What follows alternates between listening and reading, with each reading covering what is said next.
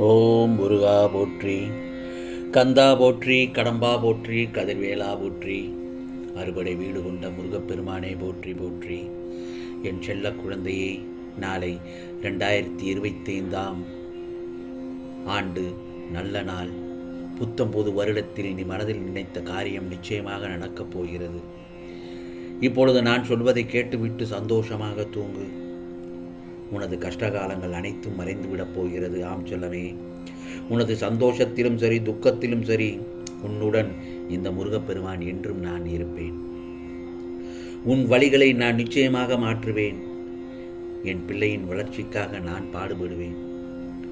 ஒவ்வொரு உறவுகளாலும் நீ ஏமாற்றப்படுகின்றாய். இன்று வரை ஒவ்வொருவருக்கும் ஒவ்வொரு தேவைகள். அவரவர் தேவைகள் முடிந்ததும் உன்னை விட்டு விலகிச் செல்கிறார்கள். அப்படித்தானே? கவலைப்படாதே. உனக்கான சரியான உறவை தேர்ந்தெடுத்து உன்னிடம் நான் விரைவில் கொண்டு வந்து சேர்ப்பேன். கவலைப்படாமல் இரு என் செல்லமே. நாளை புது வருடத்தில் நீ மனதில் நினைத்த காரியமெல்லாம் நிச்சயமாக நடக்கும். உனக்கான நல்லதொரு விடியல் நாளை விடியல் ஆரம்பிக்கப் போகிறது என் செல்லமே. கவலைப்படாதே. உன்னை யாருடைய முன்னிலையிலும் தாண்டி போக விட மாட்டேன். அது இன்று உன் மனதில் ஏற்பட்ட காயம் என்பது எனக்கு ஏற்பட்டதற்கு சமமாகும்.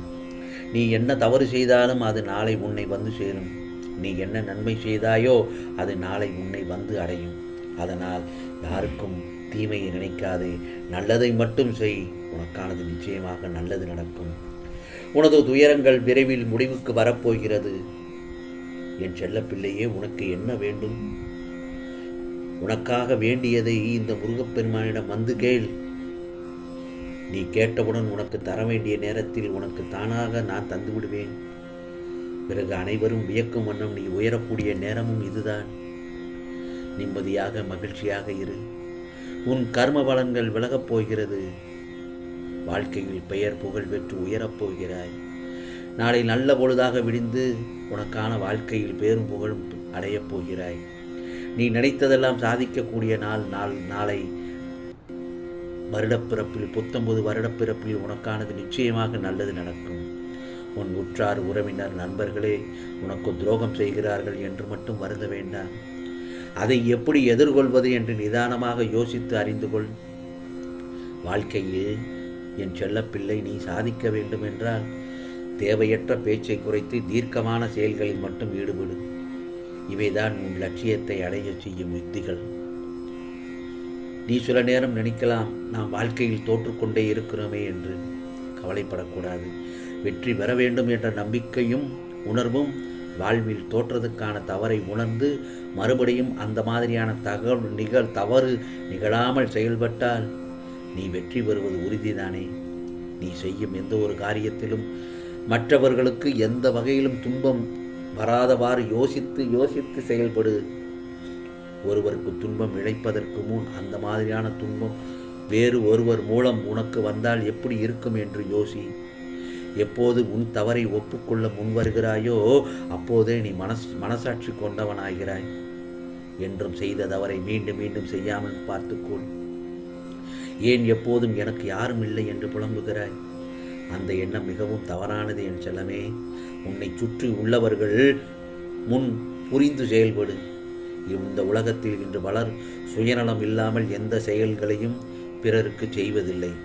அப்படிப்பட்டவர்களிடம் இருந்து நீ விலகி இருப்பதே நல்லது. ஆம் செல்லமே, நீ என்ன தவறு செய்தாய்? வருத்தப்பட.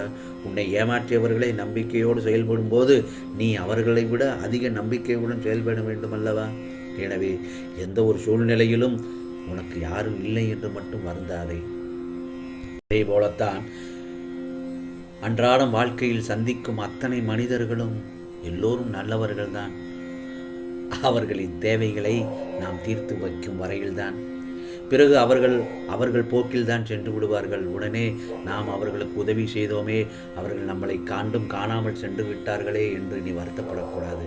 இதுதான் உலகம் என்று நீ நினைத்து கொள்ள வேண்டும். அதே போலத்தான் வாழ்க்கையில் நீ முன்னேற வேண்டும் என்று முடிவு செய்துவிட்டால் தடைகளை எதிர்த்துப்பார்.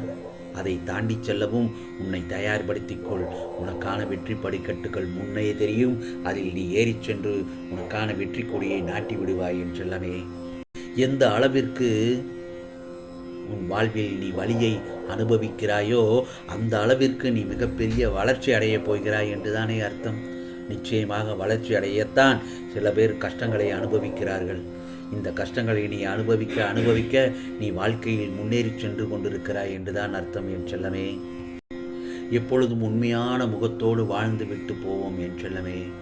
அடுத்தவர்களின் பார்வைக்காக ஒரு முறை நீ முகமுடியை மாட்டிக்கொண்டால் அதை சாகும் வரை கலற்றுவதற்கான சந்தர்ப்பம் வாய்க்காமலேயே போய்விடும்.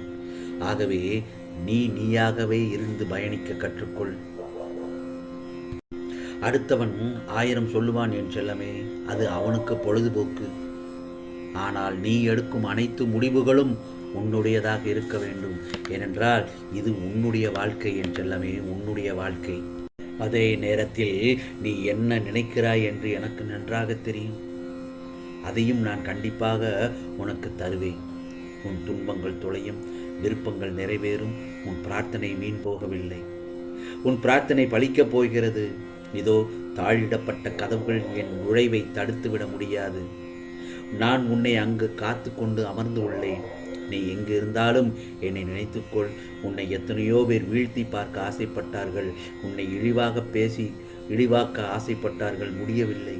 அவர்களால் உனக்கு ஆபத்துகளை கூட உண்டாக்க நினைத்தார்கள், அதுவும் முடியவில்லை. இதற்கெல்லாம் என்ன காரணம்? கர்ம பலன்கள் தான் காரணம். புரிகிறதா? நான் உன்னுடனே இருப்பதை மறந்து இது போன்ற செயல்களில் ஈடுபட முயற்சி செய்கிறார்கள். எனது அனுமதியின்றி உன்னை தொட முடியுமா? இவற்றையெல்லாம் யார்தான் செய்கிறார்கள், என்ன காரணம் என்று தானே கேட்கிறாய்? வேறு யாரும் இல்லை, உன்னை சுற்றி உள்ளவர்கள்தான். உன்னை சுற்றி நல்லவர்களை தவிர மற்றவர்களுக்கும் நீ இடம் கொடுத்திருக்கின்றாய். உனக்கு உன் மீது நம்பிக்கை இல்லை. முதலில் உன்னை நீ மாற்றிக்கொள் என் செல்லமே. பிறகு நடக்கப் போவதைக் கண்டு நீயே ஆச்சரியமாக பார்ப்பாய். நான் உன்னை அழைக்கின்றேன், வா, விரைந்து வா. நான் அழைத்தால் மட்டுமே உன்னால் வர முடியும். உன் காலடி இந்த முருகப்பெருமான் ஆலயத்தில் பட்டவுடன் உன் கர்ம பலன்கள் எல்லாம் விலகி கஷ்டங்கள் உன்னை விட்டு ஓடி ஒளிந்துவிடும். ஆகவே உனக்கான நல்ல நேரம் ஆரம்பித்து விட்டது என் செல்லமே. நாளைய பொழுது உனக்கு நல்ல பொழுதாக விடியும். ஆம், வாழ்க்கையில் உன்னை உயர்ந்த நிலைக்கு கொண்டு போகப் போகிறேன் இந்த முருகப்பெருமான். உன்னை சரி செய்து வருகிறேன் என்பதை உணர்ந்து சில விஷயங்களை மாற்றி திருத்தி கொண்டு வருகிறாய். நல்ல விஷயம்தான். ஆனால் ஒரு விஷயத்தில் மட்டும் உன்னை மாற்ற முடியாமல் திணறுகிறாய். அது என் கண்களிலிருந்து எப்படி தப்ப முடியும்?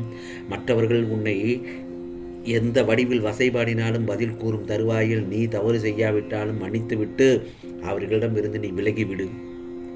நான் தவறு செய்யாமல் எதற்கு மன்னிப்பு கேட்க வேண்டும் என்று தானே கேட்கிறாய்? நாமும் அவர்களுடன் சமமாக வாக்குவாதம் செய்தால் நம் நிம்மதி கெட்டு போய்விடும்.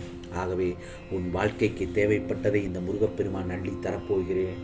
நாளைய அந்த பொழுது உனக்கு நல்ல பொழுதாக விடிந்து நீ கேட்டதெல்லாம் இரட்டிப்பான மகிழ்ச்சியுடன் சந்தோஷமாக வாழ இந்த முருகப்பெருமான் உனக்கு அருள்பாலிக்கிறேன், ஆசீர்வதிக்கிறேன். உனக்கானது எல்லாம் நிச்சயமாக நல்லது நடக்கும். இது முருகப்பெருமானின் அருள் வாக்கு, சத்திய வாக்கு. ஓம் சரவண பவ, ஓம் சரவண பவ, ஓம் சரவண பவ.